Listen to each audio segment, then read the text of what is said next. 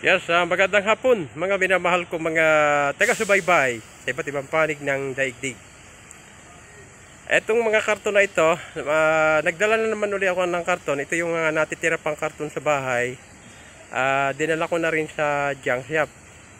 At pipisuhin ko na, pipirahin ko na para sa ganon, hindi na mabasa ito ng ulan.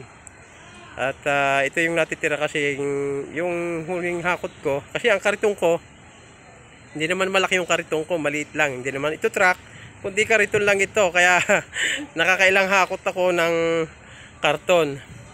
Ini-stack ko lang sa harap ng bahay, doon sa may gate.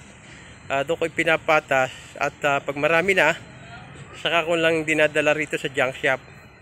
Ganon ang ginagawa ko. At ito nga yung mga karton na dala ko ngayong araw na ito. Araw ngayon ng Martes. Petsa Agis ng buwan ng September. So, ayan, dala kong mga karton. Kahit mainit, kahit maaraw, may dala pa rin ako. Binalutan ko pa rin ng nitong tarapal upang sa ganon ay hindi ako mabigla. Baka biglang umulan kasi pasumpong-sumpong ang ulan eh. Kahit maganda ang panahon, biglang uulan kasi part pa ngayon ng tag-ulan. Ang buwan na ito ng September ay part pa ng tag-ulan.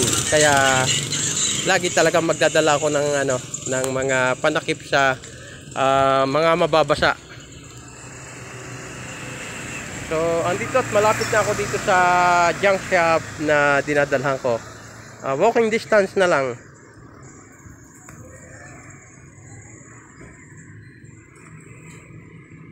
Yan at maraming salamat. Thank you for watching. Mabuhay po mga minamahal kong mga taga-subaybay. Please like and share po.